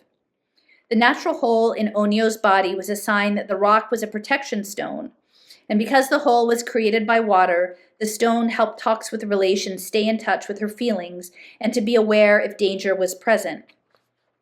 Talks with Relations' body was made of the same minerals as the rock and therefore helped her stay in tune with the heartbeat of the Earth Mother. And to me, that reminds me of John Trudell, like we are all shapes of the earth. The stone people, being the libraries of Earth history, had been very helpful when she had learned their language. And through her journey, she had come to understand the markings on their bodies in much the same manner she had learned the languages of the standing people. That's the trees. And through the stone people, she had come to understand that all forces in nature have cycles, and that these cycles are present in the growth of all things. She had been able to review the history of all that had happened on Earth, and she was shown the natural evolution of all life forms as the stones had recorded it. The shell cousins from the seas had taught her to listen to the rhythms of the tide and her own body's cycles. The cloud people had shown her the faces and forms of all things in the natural world. And when one of the various children of earth was in danger, the face of the one who called for help would take form in the clouds. The clan chiefs of air, earth, water, and fire had blended and separated in her presence to teach her the spontaneous forces of creation found in nature. And with this knowing system firmly rooted in her heart, Talks with Relations was able to command the weather, bringing life-giving rains or new lava flows to maintain the balance needed on the planet. Learning the truth is a continuous adventure and brings with it a constant source of fulfillment, she mused. I have been blessed with the hunger to learn, the joy of discovery, and the desire to serve my kin. I have learned the languages of every part of the Earth tribe. Each day I discover the caring and compassion that allows me to learn more. Life creates more life, and so I will continue to celebrate the lessons I have learned in order to share them with all my children forever. Talks with Relations opened her eyes and saw that day had quietly passed the pipe to night, and the starry medicine bowl of the night sky had produced a quarter moon, and the nocturnal animals were stirring. And Centipede and Fox had faithfully waited for Talks with Relations to return from entering the silence, not moving an inch from their former places. Grandmother Moon's blue-silver light played on the crest of the water that flowed across the rounded stones of the creek bed, while the water spirits murmured their evening traveling song. And when Talks with Relations spoke to her friend, she whispered, "I am pleased that you waited for me, children. During my silence, I remembered how much I have learned about the truths present in every part of creation, and how much more I can learn as our world continues to evolve." Centipede curled herself in a ball and rolled down the log to be closer to Talks with Relations. "Mother, maybe your gathering wisdom is similar to my growing legs," she whispered. "I may be growing extra legs because I am becoming older and wiser. I suppose that each of our relations has some way to measure the distance they travel in this good red road of life." Talks with Relations replied, "Yes, Many Legs, we all have our unique ways to gather wisdom, but the way we share our languages and our understanding is the key to our common growth as a planetary family." Fox laughed and wiggled his whiskers before he interjected, "I understand that key, Mother. Fox is the protector of the planetary family because no one can learn the medicine and languages of nature if they can't see what is right in front of them. All wisdom is camouflaged like me, unless people believe in the invisible world, which only becomes visible when they open their hearts to understanding and learning the truth." The clan mother of the first moon cycle smiled, and being the mother of nature meant that she would follow whatever came to her naturally. And that's the Pooh way, I guess. At this moment, her heart was so full that it was natural to allow the love in her heart to spill over into the world, allowing all of the children of Earth to know that they were not forgotten and that their needs would be taken care of. Talks with Relations had learned the truth about being in a human body, and now it was up to her human children to discover it for themselves. When each individual two-legged opened his or her heart to learning the truths of the planetary family, she would be there to teach them. And when the human tribe opened their hearts with respect for all living things, she would be there to nurture them and to repeat respecting themselves and each other in kind. Sorry about that. When the cycles and seasons brought pain to the human race, she would be a healing unguent found in the natural world around them. The intangible world of spirit found in the tangible world was awaiting discovery. Her human children would be the last to learn these truths. She found joy in the knowledge that human arrogance would one day melt away, and the sun would rise when the cycles and seasons brought those who were willing to give up their pain home to their hearts. "Yes, life is good," she whispered into the star-filled night, just loud enough for those with open hearts to hear. So I feel like that is a positive message and a good reminder. It's not always an easy one for us rabbits to see how things unfold in a respectful way. And, we're moving into a time, there's a lot of rain here. I guess they said that Arkansas is like a temperate rainforest. And even though we didn't have a lot of rain in the fall, we had, I don't know, I think we've had maybe 4 or 5 inches already this month, a lot. And I have to figure out what to do with my side yard because it's kind of a mud pit. So I'll work that out in the spring. And then we had this ice last night. And in the story, I didn't read this part, but she talks about encountering a snowflake or a piece of ice on a stone and trying to stay at a distance to not dissolve it. And talking about this idea of as we sleep, our emotions and our inner lives go up like out of our bodies and into the sky, and that it crystallizes either as snow or as rain, and it's a way, and then falls to the earth, and it's a way for heaven and earth to understand the needs of the beings here on the planet. And I thought that was really beautiful. And she said, not just the ice, but also the crystalline forms of memory and water memory, but also the water. And even after these big rains, there's a lot of channels and creeks. There's a lot of areas with these wet water creeks, and it's churning. And the day I went over to the Crystal Cottage to do the meet for the talk about this chapter, there was just gushing water, and it's really kind of amazing to think about. Sort of, I think it's kind of beautiful. Like if we can have the imaginary, magical view of the world, that our thoughts are sort of collected and then shared with the earth, and it's this communication that's beyond the limits of our verbal language. So as I finish, I'm just going to pause here and pull up the screen share for the playlist and just hit the highlights of this playlist. So if you go back and listen to them individually, you'll know. I just don't think it's worth playing all of them, but at least you'll know sort of why I pulled them out. Okay, so here is the playlist that I put up. I called it Teeing Up Web3 Cyber Governance for sort of fiscal transparency. And so it's a mix of both clips from the Doge press conference with Trump and Elon Musk and Elon Musk's son X, and then also a couple of clips from this World Government Summit and the RFK Jr. swearing in.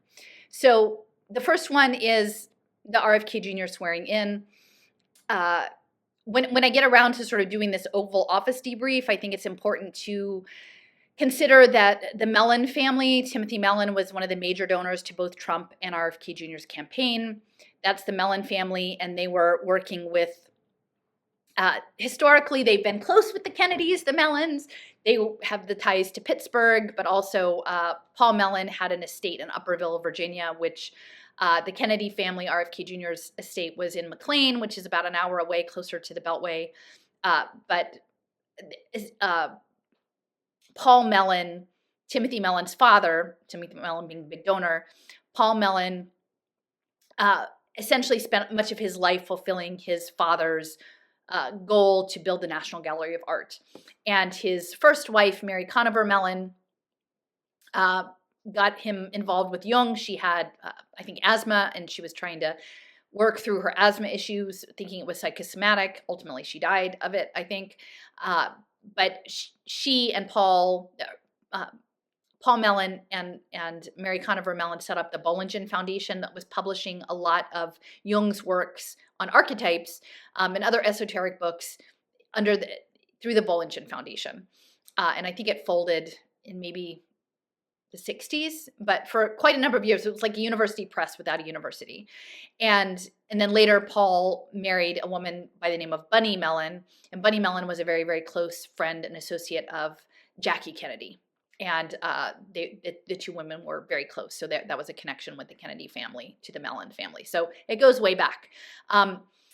And so I think the Mellons are about archetypal fields. And so for me, I'm going to do a further assessment of the Oval Office and sort of the symbolism in the physical artifacts. And I think that this is relevant because the Mellon family is all about archetypal symbolism and signals intelligence. Actually, Paul Mellon also worked for the CIA. So art, the CIA, and then it turns out that Kit Kennedy, RFK Jr.'s daughter, one of his daughters, was dating, I believe it's Matthew Mellon, who was the crypto billionaire when he supposedly overdosed going to an ayahuasca treatment thing in Mexico for his drug addiction. And so there's another Mellon connection. So I'm going to go through, and I think even though the Oval Office is often symbolically the objects that are put in the Oval Office, because the president can decide that, is always symbolic. In this particular case with Trump and the Mellons, I think it's even more symbolic. So anyway, so we've got Trump and RFK Jr. swearing in. As I've said before, RFK Jr. is talking about like, oh, it's been his life's journey to solve chronic illness in children, which is, as we know, it's a bunch of bullshit. Like, that's overstating it. If he had been more modest and actually stated the truth of it, then we could maybe believe him. But, ultimately, he's a womanizing addict who's sneaky. I don't really know what to say. If you are still in the loop that you still believe in Bobby and children's health defense isn't really about blockchain wellness, you're just going to be really deep in that reality tunnel down with the Q people. So I guess just enjoy yourselves and just wait till they mail the Medicare people email you your EEG headset and your continuous glucose monitor, because that's going to be coming pretty soon. Okay, so the next one is X, the little boy X, which is Musk's son, who makes a very prominent appearance. Now, he's kind of a distraction, and a lot of the clips that went viral are viral to, it's like squirrel, misdirect you in a different way. But I do think it's significant. Again, he has a very odd name. It's shortened to X. I think X does indicate this idea of a crossroads or cybernetics, a feedback loop system. And in it, you can see he's wearing a camel hair coat, the little boy, and he's got a chain. And the chain isn't like a necklace. It literally goes like it's a cross-body chain, and it's very heavy. And his father points it out. He's like, oh, look at his chain. And to me, that seems like a blockchain imprint, and also blockchaining children, because the lens that I'm using is that what we're going forward with this education outcomes and mental health and social impact commodification and teaming and gaming is that the children will be used as interdimensional oracles in the way they were back in classical antiquity. But this will just be a new version where you're using interactive technologies. And so I think that's part of it. And then Trump says, oh, he's a high IQ individual. He makes a big point of saying that. And that to me indicates it was Frederick Terman, who is an important psychology professor at Stanford. He was a member of the Human Betterment Foundation, which was a eugenics project. And, is it David Jordan Hall? The first president of Stanford was also part of the Human Betterment Foundation too. So Stanford, the whole, eugenics-based human potential movement stuff as Stanford has always been there, and then now it's interlaced with social impact finance and cybernetics, and then you've got Laura Andreessen, Mark Andreessen's wife, pushing the social impact, and it's all tied to the technology. So the important thing to know, Frederick Terman developed the Stanford Binet test. So the Binet IQ test had already been developed, and then Terman added a new layer with Stanford that was looking for high IQ individuals, essentially. So this optimization program. Frederick's son, Lewis Terman, was the dean of engineering school at Stanford, and he was essentially the father of Silicon Valley. So he developed the research center for Silicon Valley. He was also very involved with the creation of the Korean Association of Technology, like KAIST, which became the powerhouse, and this is in 1970, of the semiconductor industry. And so I think that feeds into, again, the role of Samsung in all of this, and the semiconductor role of the high tech in South Korea. At the same time, essentially the CIA, through the Korean CIA, was using the Moonies as a front for weird high-level physics research and the intersection of the social sciences and the natural sciences through this ICUS program. And they had conferences annually for like 15 or 20 years all over the world. But they started out in South Korea, and Reverend Sung-Young Moon was always given the keynotes. And again, it's kind of like having the blockchain stuff at Oral Roberts. It's one of those, these were high-level people from the Department of Energy, from Ivy League schools, all these very and not just the US, this is Japan, this is India, this is Europe. High-level complexity systems theorists would get together to meet under the auspices of the Moonies. And it's, what is that? The Unification Church. So we can imagine how this links into monism and this noetic superorganism that everybody keeps talking about. But it's easy to write off, because if somebody points out that somebody was on this junket, they can just say, oh, well, isn't that crazy? We can write this guy off as stupid because he's hanging out with the Moonies.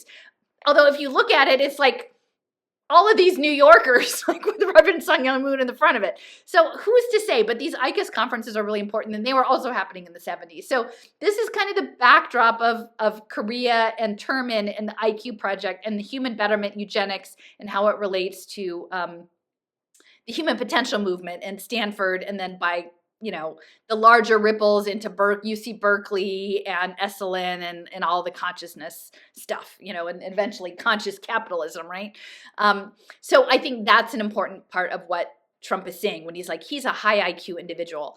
Like, Trump is a symbol of Silicon Valley and swarm intelligence with Twitter. And so he's like, this is the wisdom of the crowd, but the wisdom of the crowd, again, is like in this book, she's talking to be in touch with the magical parts of nature. That's something that the little children are, because they're not tamed, right? It's very obvious in this clip. He's not tamed, right? But he is going to be chained, but the chain isn't to, it's not a straitjacket. It's a tether back into the 3D world. So it's like, go out, forage for this interdimensional information, and then come back in, and then in this part of this biohybrid computing, your qualia, the information that you gather from the quantum space, then gets parsed with all the other information from all the other children in their Bezos-funded Montessori pre-K schools with all the smart sensors and AI cameras into some pattern recognition system.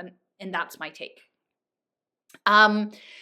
Trump repeatedly says throughout this presser, he's always questioning the judges. And why would the judges not want him to find all of this corruption? He's campaigned on the corruption. Everybody knows it's corrupt. And the judges, it's going to be a real problem if the judges stop him from doing what he's supposed to do. And to me, if you look at UN SDG 16, it's all about just institutions. And again, this goes back to the MacArthur Foundation funding judicial reform. The Koch brothers are all into judicial reform. This is going to be connected to AI governance and arbitration law. And that goes back to the Mohawk conferences and the Quaker Smiley brothers and their courts of The Hague and international arbitration. If you're going to create a global superorganism where each of us are cells competing to either be like part of a tissue or identified as cancer and blah, blah, blah, there's all of this arbitration happening, this automated legal system. And so human judges are going to be set up as corrupt, flawed, inconsistent, and they're going to be largely wiped off the board in favor of AI machine learning systems. In my opinion, that's my opinion. Okay, so here is Musk, and he's at the world government. He's remote. In this case, he's coming in remote. He's saying, it's really important. I'm a tech support guy. The most important thing about this governance is that we have better technology. And largely what he talks about is payment processing. And it sounds good. Like, again, this is broken on purpose. I mean, that's the thing. If you listen to it, and set aside the team sport, like emotional triggering that you've been primed for, it actually doesn't sound bad. But what they're saying is this is very simple. This is very obvious. This is just, we want the Treasury Department to fill out who the check is made out to and what it is about. And nobody can, it's like Bobby Kennedy, nobody can argue with that. But it's about something much deeper, because ultimately they're planning on laying off most people in government and running it on smart contracts. And that isn't ever discussed. And so that's what is so fraudulent and sneaky about the program, is they don't say, hey, the future is this. In order to get there, we're going to lay off most people, and we're going to turn the services over to automated systems run on blockchain smart contracts and the protocol layer. And we're going to do it under the name of the UN SDGs and digital public goods. They're not going to say any of that, right? And the other thing about Trump is that, like, this is not his first go round. This is his second go round, right? And so he's like, blah, blah, blah, blah, blah, corruption, corruption, corruption, corruption. Like, it wasn't corrupt during his first administration. Like, he doesn't have some culpability or responsibility in this. It's only now that he's the guy on the white horse, as Bobby said, the guy that God's put in place to revolutionize governance, that it's okay. No, I mean, if Trump was being perfectly honest, he would admit that the corruption was happening under his administration too. But he's such a smooth talker. Like, he's a good actor. I mean, I have to say, he's good in this role, and he's just smooth, and he just lays it out. So, like, nobody can really argue unless you start talking about these bigger picture issues, which very few people seem capable of talking about. Okay, so Musk is saying the government needs better technology to manage it with the contracts. Musk says, hey, we got a mandate from the people. The people say we want government reform, and they're going to get government reform. And again, problem, reaction, solution. They do have a mandate. Do you think most people think that what's coming with the governments is cybernetic systems engineering with swarm intelligence behavior and stigmergy and, digital twin modeling? No, they don't know any of that.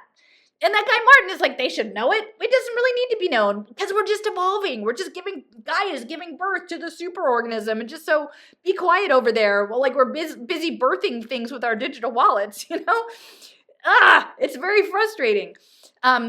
So anyway, so Musk is saying they have a mandate. And but people don't, again, it's the problem with not having enough information. And at this point, this is why I'm not advocating any firm solution like Merton is, because I know that I don't know all the stuff. And so I can advocate that we have more conversations about it with people who have broader views. And if we could get to a point of setting aside some of the team sport antics and actually get down to business of what really matters to us as people and humans in the face of Web3 emergent systems, we might actually make some progress. But until we can get there, we're just going to be spinning our wheels, in my opinion. Okay, so then he goes on about the retirement papers stored in the mine. And I think, again, that is about mineral consciousness, and it's about the underworld, literally, and interdimensional communications.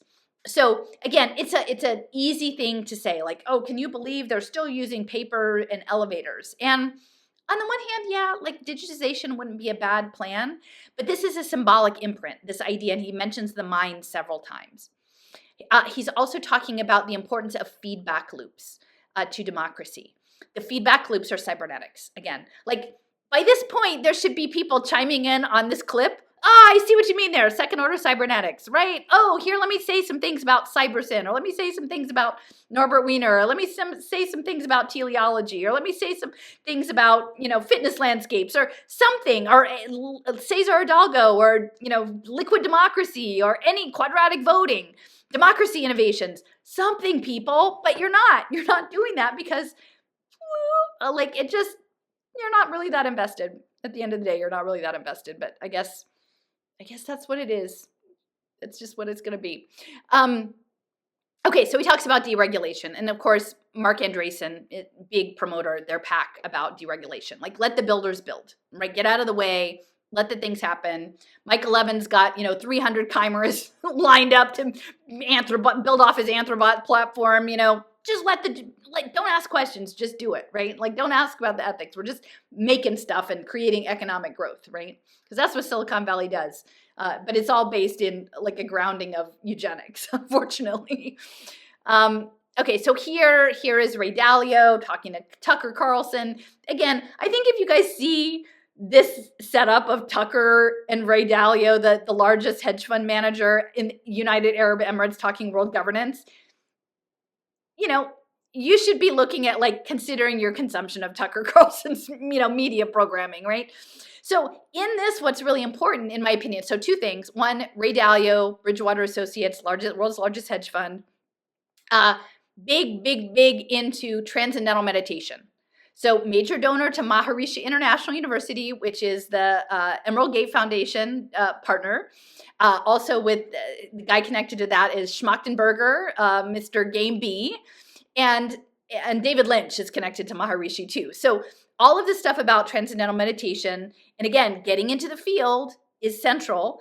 And then the other thing about Dalio is he's a major donor to the Robin Hood Foundation, which was created by Paul Tudor Jones of Tudor Investments, another hedge fund guy who created the Harlem Children's Zone. And most of the work of the Robin Hood Foundation is educational technology. So at some point, Musk is talking about the importance of investing in tax dollars in things that are proven to work, and that we have very bad outcomes based on the amount of money we're investing in education. And so we need to have better outcomes. So this is all pay for success finance in education. And if you look, one of the first guests in the Oval Office was Rupert Murdoch, who eventually, he sold it to Lorena Jobs, but he was the one who launched Amplify, which is sort of the core of the open education resource program that's being pushed on the state of Texas children, but with a side of religion. So, the conservatives will get on board with that. So again, this idea of educational technology is blended with the hedge funds, which I think, again, the hedge funds are connected to waveforms. And Paul Tudor Jones was one of the guys who actually followed the work of Edward Dewey, the Foundation for the Study of Cycles, who essentially was kind of doing financial astrology. And there weren't a lot of people doing financial astrology, but there was one guy who was kind of connected to it, who was based at Penn, and also Paul Tudor Jones, who is the cohort with Ray Dalio. So that's the backdrop to this Tucker Carlson conversation. And then also they keep mentioning over and over and over again, something has to be done. We have to break all these things. We have to break the social contract in 3 years because you might have a heart attack. I think you're going to have a heart attack. Heart attack, heart attack, heart attack. And again, the heart is the energy field. The heart is the Taurus. The heart is what connects you to the divine. It is, and he would know that with the meditation with the heart and the heart chakra. And so this heart aspect is not just a superficial signal. It's a deep signal, in my opinion. So Musk mentions, we have to do all of this because of the deficit. And of course, much of the deficit was created with all that money that flew out during the lockdowns. But then what's kind of weird is that Musk then, this is at the UAE thing, goes into this whole conversation about a post-scarcity world where there's limitless humanoid robots and limitless goods and services made from nanotechnology and AI, and that money won't really mean anything, and that everybody can have anything that they want, except for some scarce goods, maybe like art, which is interesting because I do think the art, these NFTs of art are a language, a communication language. Sort of a manifestation sorcery language of the art. But everything else everybody can have. So if that's the case, why are we so worried about the deficit if, like, in some near future, AI is going to set up with the robots and the nanotech and whatever and give everybody everything they want? Then the whole deficit thing that we have to do everything in 3 years doesn't make sense. So there's a foundational inconsistency there. And in this section, the money in the robot world, he also talks about training AI with a focus on truth and a focus on care. And I would say the focus on truth is very difficult because I don't think there is actually one truth. Because if you do, because of our qualia and because of how we understand things, any given situation that is unfolding, if you have 10 different agents in a room seeing something, all with the same information coming in, their truth of what is happening will be very, very different, right? And I think we can just see with what unfolded during the lockdowns that different people had very different ideas of what they felt the truth was, and it was not all the same truth. So training AI for the truth is sketchy. Training it for care, that then goes back to Buddhist economics. And this Buddhist economics goes back to E.F. Schumacher, which is based at the Schumacher Center in Great Barrington. He had a center in England that closed down. That's where Matthew Segal was trained, among others. Gail Thomas from Dallas was also a professor at Schumacher. A lot of those people at University of Dallas came from there. Alternative community currencies that then influence people like Charles Eisenstein and their sacred economics, which is connected to cello, right? And Sepp Kambar and the sensors in the kids' shoes. But all of this is underlined by this idea of care. And the care is connected to Buddhism, which again enmeshes with Michael Levin and Richard Watson and the Center for the Study of Apparent Selves in Kathmandu, is this Buddhist idea of care. And it's interesting because remember, and I'm not saying this is the ultimate authority, but the Tao of Pooh says that the Buddhists actually have a pretty bitter view of life because they're just trying to get out of here, where the Taoists are like, hey, it's okay, So I would be a little concerned about this whole use of the term care there. Musk, again, says things like, we want to make sure that the public's money is used in a good way. And it's hard to argue with that. I agree. It sounds really good. But nowhere are they saying pay for success, data, and digital twinning, right? I know because I came in the education door that they would say a good use of public tax money is high third grade test scores, which means you put all of the children on really draconian AI-led personalized learning tablet-based mind control platforms to get them to a good number. And then you create public-private partnerships to bet on them as digital liquid asset, human capital assets, right? Most people would not say that that is a good use of public money. But if you just looked at it on the surface and you said, I want an effective use of your tax dollars, it might meet that criteria. But then again, we haven't had these larger ethical conversations. A lot of this stuff is about boring things like accounting. Like a lot of, there's a good chunk of Bloomberg stuff that went into accounting standard practices because that's the smart contracts. But I believe that the smart contracts are also going to be logic gates into the quantum field, the field of quantum energy potential. Trump talks a lot about crooked contracts, a guy getting a 3-year contract that's paid for 20 years because the people are too stupid to stop it or they're getting some kickback. And again, to me, that's broken on purpose. And we need to think about that setup is about being broken on purpose. There's a discussion here about USAID being targeted. And how corrupt that is. Bobby echoes that in his swearing-in ceremony, like, oh, my uncle helped set it up, and then it got hijacked into something terrible. Ultimately, USAID, from my perspective, is that they're doing a ton of work in development impact bonds, which are social impact bonds in developing countries. It is about cybernetic governance. It is about creating investment vehicles for private capital. It is about, because USAID is global, it is about knitting together this global governance superorganism across all these different areas, many of which are cultures that are in the global south that have their own sacred ritual practices where their kids might actually be really good at getting into the field, right? And so I don't think USAID is permanently going away. But what you do is you tell a story so that you can come back and you can fix it later. And that's the same thing with Bobby is like, oh, my uncle set it up and we're the Camelot people and it was good, but then it went bad. But then that's not, it's just to say, oh, maybe it'll be good again if you can have a blockchain smart contract on it, right? If you can have set up smart contract arbitration or metrics, or maybe it'll be good if we set up situations where the USAID funds are investable securities and we're actually making money on Americans investing in poor kids' ed tech education, right? And I'm not saying any of that's good. I don't actually think any of that's good, but this is the theater of how it gets set up. And you have to think about your thinking and you have to think about their thinking in order to get there. Because too many people just say, oh, I don't get it. I don't see how it fits together. And I'm saying you have to work at looking at it several levels up. And a lot of people, I get this, not a lot of feedback, but, I hear things like, oh, Ellison's too complicated. Ellison makes it too hard. I just wish it could be simple. And I'm like, sorry, it's not simple. It actually raised the bar. If you're going to be over here, you have to actually step up the game. And I'm I'm clearing the way for you. Like I'm really creating a path, but you've got to actually walk it yourself if you want to, and you don't have to. But if you're here and you still come back, it's because you actually have to do some of the work to understand this and practice. The more you practice thinking about your thinking and thinking about their thinking, you can get there, right? I'm nothing special here. Okay, the last two. Okay, so Musk keeps emphasizing transparency and accountability and trust. You don't trust someone because they say, trust me, you watch what they do. And again, it's hard to argue with that. Even though they're kind of goofballs and they appear to be goofballs, much of what they say on the surface, I don't disagree with. It's just, I know there's way more to the story that's not being told. And again, none of the press are holding them accountable either, because they're all funded by the social impact media people too. So they're not gonna push the issue. They're just gonna keep it at the most surface level. So yes, transparent and demonstrated trust, but that is code word for blockchain in my book.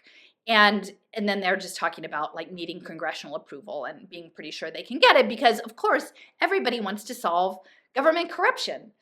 But no one's talking about interdimensional token engineering and consciousness management through wearable technology and the well-being healthcare management system that Bobby is going to be running. No, that's not even, like people can't even process that, right? Because they don't have the scaffold.